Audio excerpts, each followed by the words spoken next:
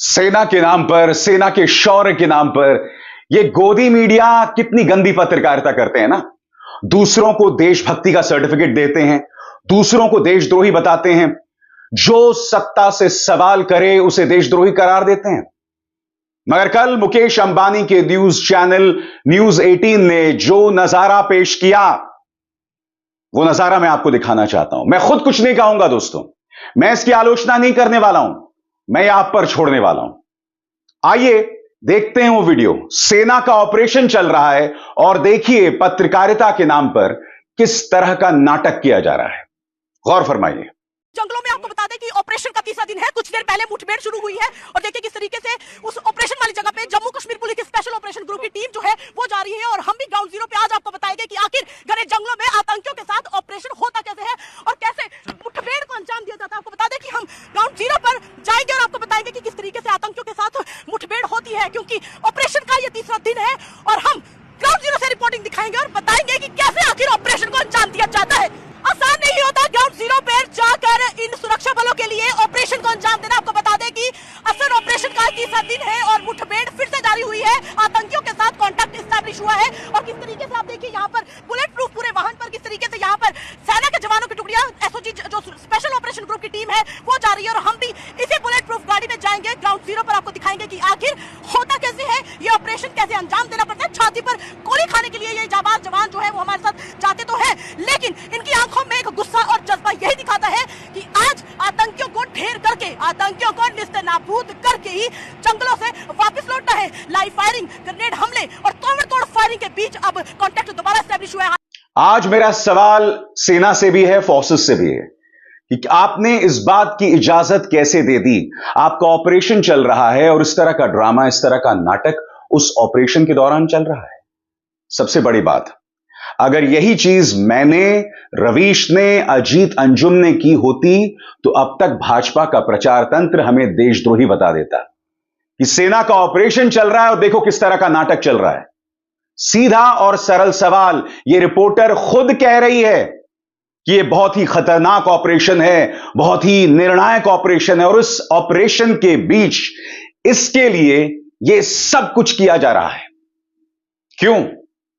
मैं सवाल पूछना चाहता हूं बीजेपी के आईटी तंत्र से, मैं सवाल पूछना चाहता हूं बाकी गोदी मीडिया से। अगर मैंने ऐसा कुछ किया होता तो अब तक इस पर बवाल कर दिया गया होता। यूट्यूब के पत्रकार, डिजिटल मीडियम के पत्रकार जब साधारण सा सवाल करते हैं तो उनकी नौकरी पर बनाती है, उन्हें जेल में डाल दिया जाता है। और मैं मजाक नहीं कर रहा हूं दोस्तों। एक तरफ न्यूज 18 की इस हरकत को देखिए, शर्मनाक है या नहीं मैं आप पर छोड़ता हूं। इस हरकत को देखिए। अब मैं आपको 3 मिसाल देना चाहता हूं, एक के बाद एक।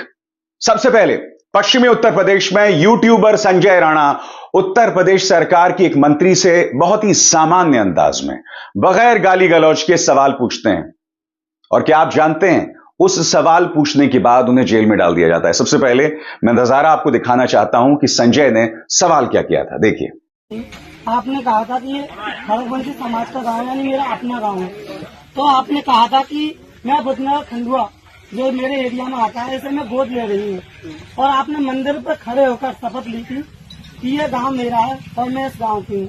आपने जो गांव के बड़े बुजुर्ग हैं उनसे भी कहा था कि जो आप काम है आपका वो आप मुझसे कहें, मैं इसका पूर्ति कराऊंगी और अगर इस बार मेरी विजय होती है तो मैं इस गाँव में दोबारा आऊंगी। इसके बाद भी आप इस गाँव में दोबारा नहीं आई थी। रुद्रनगर में एक भी बारात घर नहीं है, नहीं यहाँ पर सरकारी शौचालय की व्यवस्था है और आपने कहा था कि मंदिर से लेके इस वाली रोड को पक्का कराऊंगी। आपने यहाँ से लेकर जो खंजा वाला रोड था कि इसे मैं पक्का कराऊंगी। अभी तक ये रास्ता इतनी कच्ची है, यहाँ बाइक तक पैदल वाले भी लोग परेशान हो जाते हैं। कोई बदतमीजी नहीं, कोई बदमिजाजी नहीं, मगर देखिए किस तरह से संजय राणा को जेल में डाल दिया गया। संजय का गुनाह सिर्फ इतना था कि इन्होंने मुख्यमंत्री आदित्यनाथ के एक मंत्री, एक नेता से सवाल कर दिया।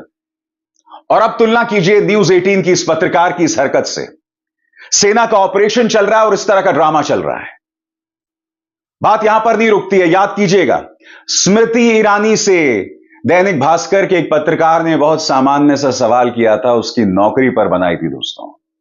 वो नजारा आपको याद है कि नहीं, ये तो शुक्र है अमेठी की जनता ने स्मृति ईरानी को उनके अहंकार का सबक सिखा दिया, मगर उस पत्रकार की नौकरी छीन ली थी स्मृति ईरानी ने धमकी देते हुए कैमरे पर। याद है? भूल गए? सुनिए। क्षेत्र का अपमान मत करो, तुम भास्कर से हो तो क्या? नहीं, भास्कर से कोई मतलब नहीं अपमान करने वाली। दैनिक भास्कर से आप हो, सबसे मुखर सांसद और एक मुखर नेता है जी। लेकिन दैनिक भास्कर से हो तो सलोन विधानसभा मेरी विधानसभा जी, है, जी, लोकसभा जी, क्षेत्र की। जी। आप अपमान मत करो जी। लेकिन मैम अगर आप इस क्षेत्र में आई हैं तो फिर दो शब्द बोल दिया दीदी, दो शब्द मैम आप बोल क्षेत्र का अपमान करते पत्रकार होते। नहीं, आपके क्षेत्र का अपमान नहीं हो रहा, लेकिन आप पहली बार ऐसा कर रही है तो इसलिए आपसे मैं कह रहा हूँ, मतलब आप दो शब्द बोल दिए, बोलना नहीं चाह रही हैं। आप अगर मेरे क्षेत्र का अपमान करेंगे भैया तो मैं आपकी मालिकाना उनको फोन करके कहूंगी पत्रकार को अधिकार नहीं क्षेत्र की जनता का अपमान करें। नहीं, मैं कोई अग्रवाल जी है ना, कोई अपमान नहीं हो रहा है। मैं करूंगी फोन और कहूंगी सलोन विधानसभा क्षेत्र अमेठी लोकसभा क्षेत्र का हिस्सा है, मेरी क्षेत्र की जनता का अपमान मत करिए। आप होंगे बड़े रिपोर्टर, लेकिन आपको जनता का अपमान करने का अधिकार नहीं। दीदी आइंदा मेरे क्षेत्र की जनता का अपमान मत कीजिएगा। हम लोग दो शब्द बोलने के लिए भैया आगे से मेरी क्षेत्र की जनता का अपमान मत करिएगा, मैं बहुत प्यार से निवेदन कर रही हूँ, वरना पवन जायसवाल आज जिंदा नहीं है दोस्तों। आप जानते हैं इन्होंने एक बहुत ही शानदार रिपोर्टिंग की थी कि किस तरह से मिड डे मील स्कीम में बच्चों के खाने में उन्हें उचित आहार नहीं मिल रहा है, स्वस्थ आहार नहीं मिल रहा है उन्हें। क्या आप जानते हैं कि पवन जायसवाल पर उत्तर प्रदेश सरकार ने कई केसेस कर दिए थे। इस आदमी को इतना परेशान किया गया, मैं आपको बता नहीं सकता हूं। कुछ दिनों बाद पवन जायसवाल को कैंसर हो जाता है और आज पवन हमारे बीच नहीं है, जिंदा नहीं है पवन। जब ये कैंसर से जूझ रहे थे तो मेरे अलावा कई पत्रकारों ने इनके लिए पैसा जुटाने की कोशिश की थी, अपने अपने सोशल मीडिया प्लेटफॉर्म्स से हमने अपील की थी। मैं आपसे एक सवाल पूछना चाहता हूं, आप जो जनता हैं, गोदी मीडिया को इस हरकत के लिए कटघरे में क्यों नहीं रखते? सेना का ऑपरेशन चल रहा है और यह ड्रामा चल रहा है। सबसे बड़ी बात, भाजपा का प्रचार तंत्र, उनके अंध समर्थक अब आपका खून नहीं खौलेगा।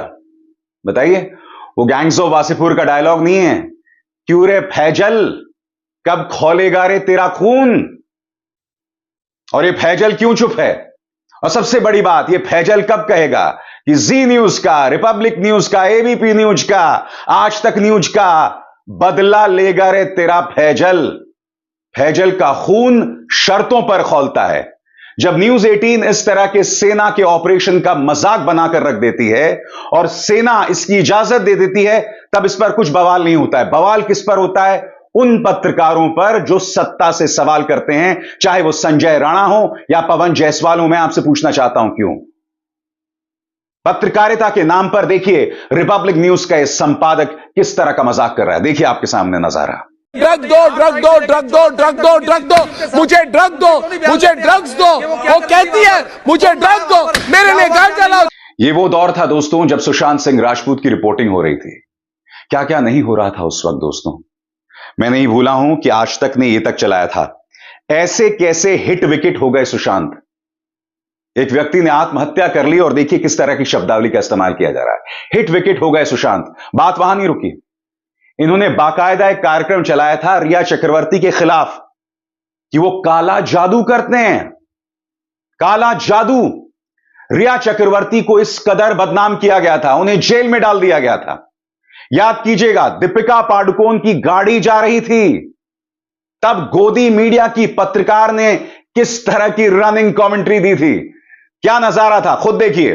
बारे में जानकारी मिली थी, वो यही मिली थी कि दीपिका पादुकोण किस तरह से दीपिका आगे वाली ब्लैक वाली गाड़ी हम उसी के बिल्कुल बगल में वो गाड़ी हम लगाएंगे। और ये देखिए रिपब्लिक भारत इस वक्त दीपिका की गाड़ी के बगल में गाड़ी है। क्या दीपिका आप ड्रग्स लेती है? दीपिका पादुकोण बताइए, क्या आप ड्रग्स लेती है? फिलहाल ये मर्सिडीज गाड़ी जो दीपिका पादुकोण।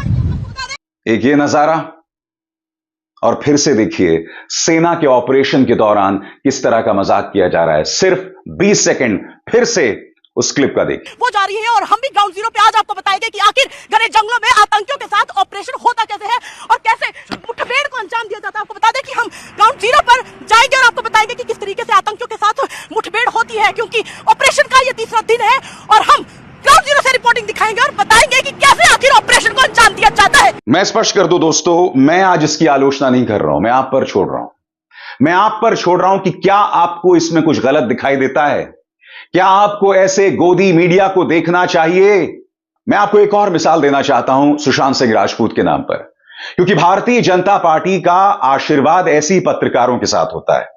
मैं मिसाल देना चाहता हूं एक पत्रकार जिसकी हरकत किसी बंदर से कम नहीं है, उसकी मिसाल मैं आपको देना चाहता हूं और आप देखिएगा किस तरह की रिपोर्टिंग कर रहा है यह आदमी। और आज की तारीख में यह पत्रकार भाजपा का राष्ट्रीय प्रवक्ता है, मजाक नहीं कर रहा हूं मैं। देखिए किस तरह की हरकत कर रहा है। 129 कार्ड और दोस्तों 129 कार्ड और सुशांत सिंह राजपूत के मेरे साथ आशुतोष भी जुड़ रहे हैं। आशुतोष, बड़ा डेवलपमेंट क्या है?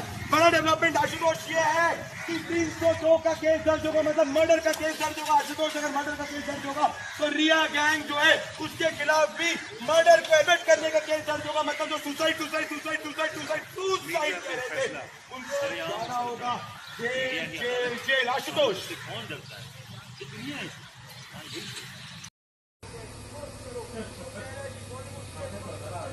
और बात यहां नहीं रुकती, उसके बाद ये रिपोर्टिंग करते हुए अन्य न्यूज चैनल्स को गाली देने लगता है।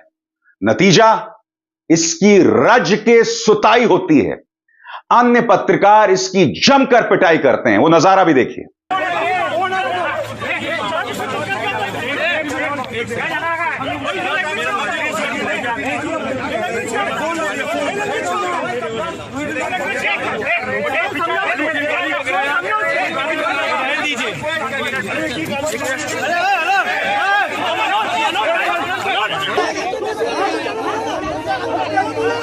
अरे सर रुक जाओ,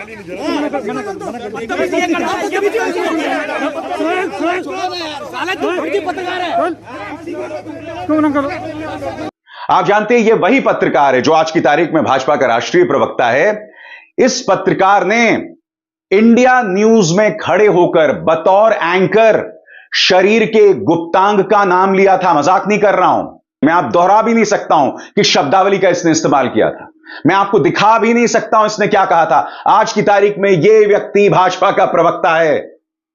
इस तरह के लोग, कुछ दिनों पहले मैं नहीं भूला हूं, इसी व्यक्ति ने मेरे परिवार को गाली दी थी। हकीकत के बिल्कुल उलट इसने मेरे परिवार के बारे में झूठ कहा था, गाली दी थी। उस वक्त मैं सोच रहा था कि इसके खिलाफ केस किया जाए, मगर एक पत्रकार कितने मोर्चों पर लड़े बताइए। आपके घर में एंटी टेरर सेल घुस जाता है और आपको देशद्रोही बताया जाता है। आप पर इनकम टैक्स के फर्जी केसेस किए जाते हैं। यह बात अलग है कि मेरा परिवार वो जीत गया। आपको ईडी द्वारा परेशान किया जाता है, पूरे दिन बिठाकर रखा जाता है। पत्रकार कितने मोर्चों पर लड़े दोस्तों? पवन जायसवाल कितने मोर्चों पर लड़ते? संजय राणा कितने मोर्चों पर लड़ते? वो जो दैनिक भास्कर का पत्रकार है जिसने स्मृति ईरानी से एक सामान्य से सवाल किया था, वो कितने मोर्चों पर लड़ता बताइए। मगर दूसरी तरफ मुकेश अंबानी के न्यूज चैनल की ये पत्रकार सेना के ऑपरेशन के नाम पर यह मजाक कर रही है, यह हरकत कर रही है।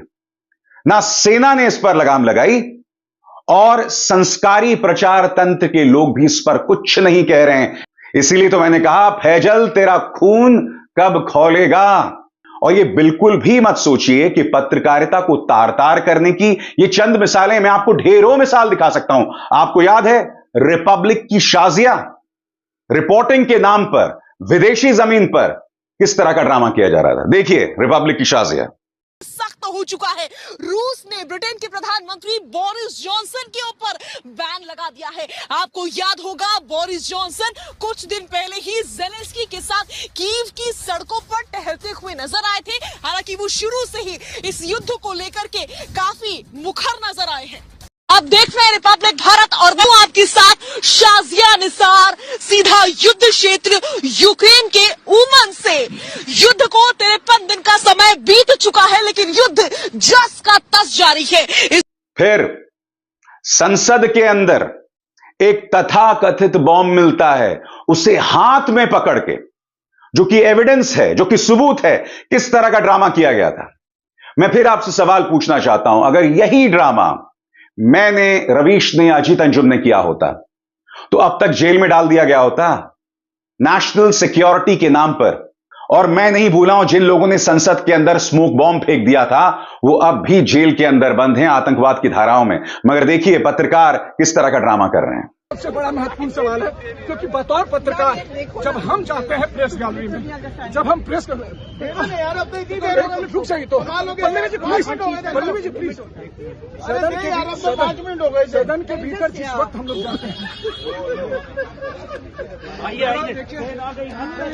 पत्रकारिता को तो शर्मसार करते ही हैं, मगर कॉमेडी भी भरपूर होती है दोस्तों। अब स्टूडियो के अंदर ये मोहतरमा क्या ड्रामा कर रही हैं, आप खुद देखिए।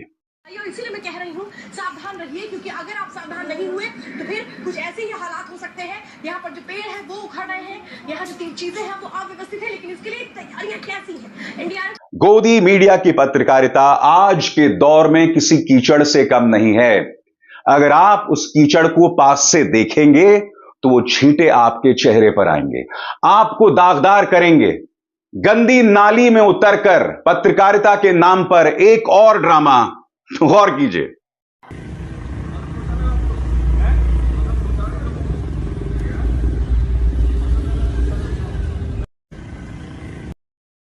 दोस्तों मैं आपको ऐसी ढेरों मिसाल दे सकता हूं।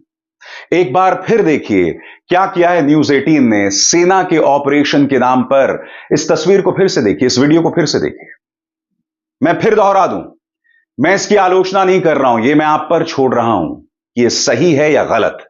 मैं सेना से भी सवाल पूछना चाहता हूं कि आपका ऑपरेशन चल रहा है और इस तरह का ड्रामा होना चाहिए, इस तरह से ओवर द टॉप ड्रामा। मैं इस बात को समझता हूं कि सेना के ऑपरेशन में एम्बेडेड जर्नलिज्म होता है। इराक के युद्ध में CNN अमेरिकी सेनाओं के साथ जाता है। करगिल के युद्ध के दौरान भी हमारी सेना के साथ मीडिया की टुकड़ी चलती थी, मैं इस बात को इनकार नहीं कर रहा हूं। मगर यह ड्रामा, इस तरह का ओवर द टॉप ड्रामा, इसे शर्मनाक क्यों ना बताया जाए? न्यूज 18 क्या इस बात को लेकर सफाई देगी? क्या उनके संपादक मेरे मंच पर आकर इस बात को लेकर सफाई देंगे? दोस्तों मैं नहीं भूला हूं जब जनरल बिपिन रावत की मौत हुई थी, आपको याद है, एक हादसे में।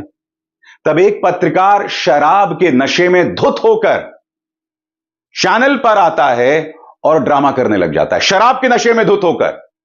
बाद में उस पत्रकार को हटा दिया जाता है आनंद फानन में। वो पत्रकार पेन किलर की दुहाई देता है कि मैंने पेन किलर खा लिया था। पूरी दुनिया ने देखा कि वो पत्रकार क्या कर रहा था, पूरी दुनिया ने देखा। उस आदमी की पत्रकारिता का यह आलम है कि पत्रकारिता के नाम पर सिर्फ विपक्ष को गाली और भाजपा की चाटुकारिता। और अब जबकि पत्रकारिता में दम नहीं रह गया है तो वो रियलिटी शो में आने लगा है और वहां पर भी धक्के मारकर बाहर कर दिया गया है। यह है 2024 में भारत का गोदी मीडिया पत्रकार। पत्रकारिता के नाम पे जो मजाक किया जाता है दोस्तों, यह आपके स्क्रीन पर वो तमाम मिसालें। कहीं पर बंदर की तौर पर उछला जाता है, कहीं स्टूडियो के अंदर हवा में जो है इधर से उधर हो रहे हैं, कभी मुझे ड्रग्स दो जैसा ड्रामा किया जाता है। यह सब हो रहा है पत्रकारिता के नाम पर और यह जहर आप देख रहे हैं। The joke is on you. Abhisar Sharma को दीजिए इजाजत। नमस्कार। स्वतंत्र और आजाद पत्रकारिता का समर्थन कीजिए, सच में मेरा साथी बनिए। बहुत आसान है दोस्तों, इस ज्वाइन बटन को दबाइए और आपके सामने आएंगे ये 3 विकल्प, इनमें से एक चुनिए और सच के इस सफर में मेरा साथी बनिए।